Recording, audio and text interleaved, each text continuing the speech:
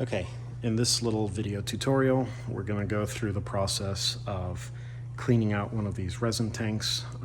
This is something you typically want to do in one of two situations. One, if you're switching out the resin type, or if you had a failed print and you have the first few layers of the print adhered to the bottom of the resin tank.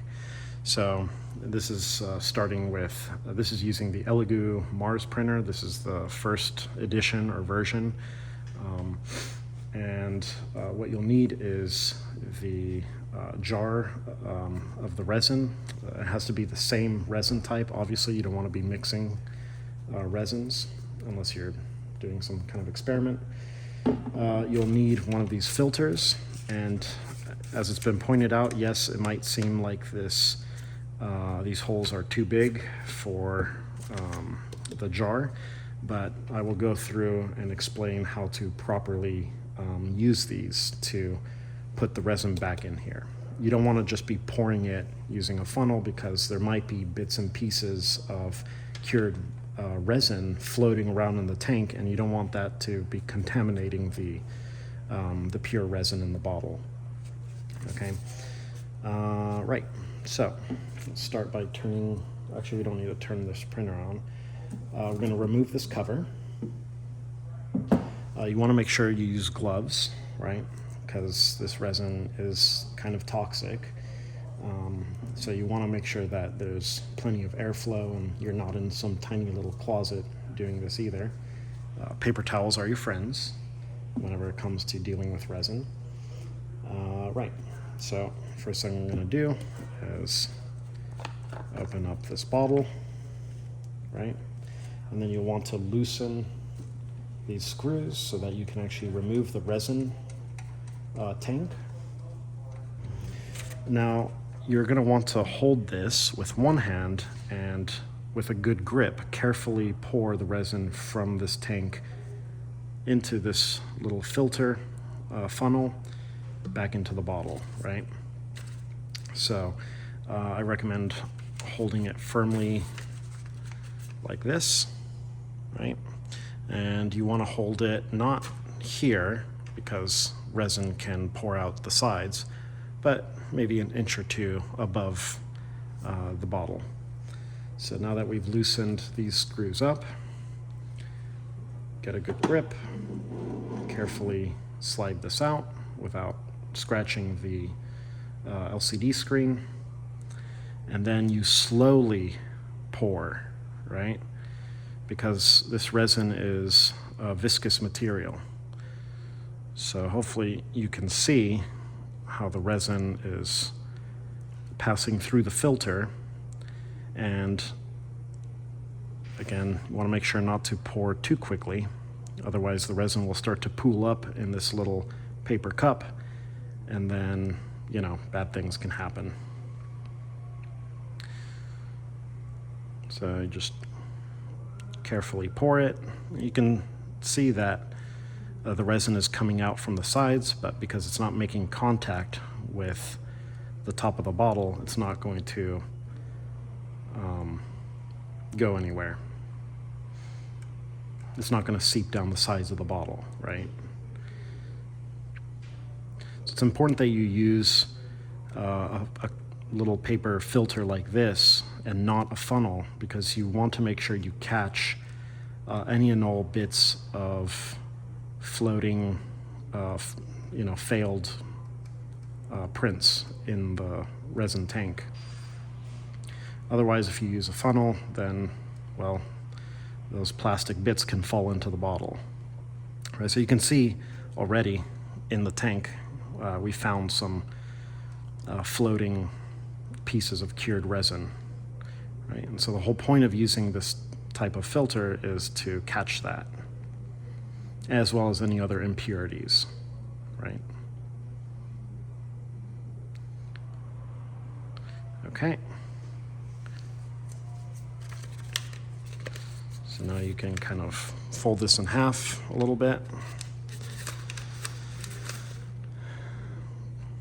And just a little bit of patience, wait for it to stop dripping.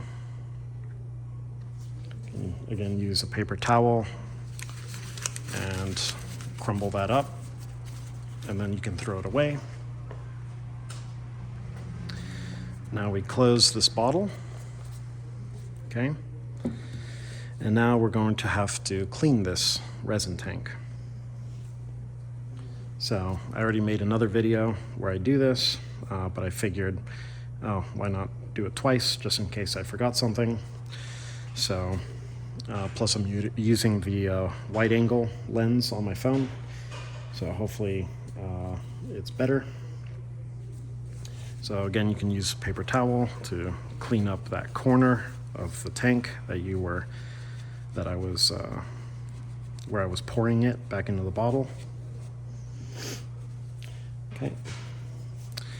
Now we're going to move over to our ultrasonic cleaner. You'll notice that it has this milky white solution that's mostly isopropanol, but it has some resin from previous print jobs. So periodically, like every month or so, you're going to want to clean this out and pour in fresh isopropanol. So we use 99%. So just carefully put the failed prints in there, and then we're going to take our isopropanol, pour it into this resin tank. Don't have to fill the tank, but just enough that we can gently scrape any resin from the bottom and from the sides.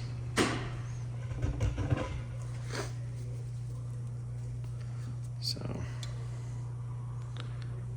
oops, spilled a little, but that's why you use paper towels.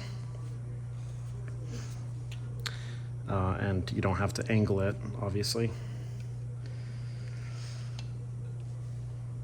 So just keep it flat and gently stroke the bottom.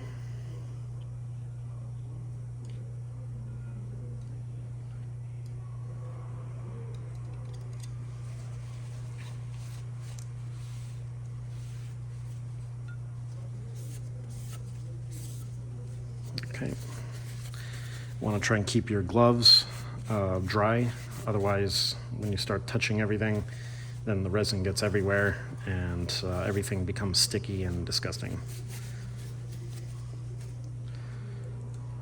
Okay, so we take this and pour it into our ultrasonic cleaner. It doesn't have to be a cleaner, it can be like some plastic bucket. But the important thing to note is that you do not want to be dumping this stuff into any kind of sink, all right, because this stuff is toxic. And if you're going to pour it into a bucket, you want to put that bucket outside so that all the resin can cure and the alcohol can evaporate, and then you can dump that in like a garbage bin. Okay, so notice that it's not quite clean yet. So again, we can pour a little more isopropanol.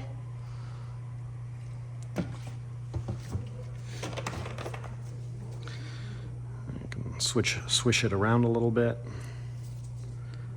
Gently scrape the bottom.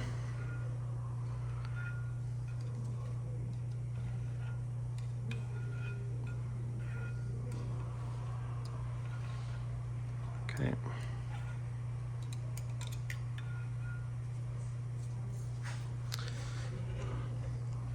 Take it again to your bucket, dump it.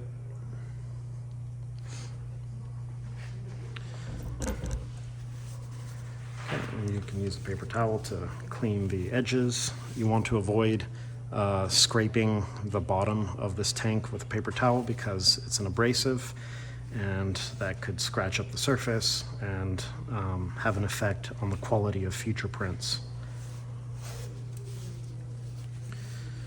So use some sort of fabric that is non-abrasive, if at all possible, to just kind of dry up the bottom of that tank. And then once it's dried and cleaned, again gently. Then you'll want to slide it back onto your printer, making sure to tighten these screws to hold it in place. And then you carefully pour the resin back into the tank. And that's about it.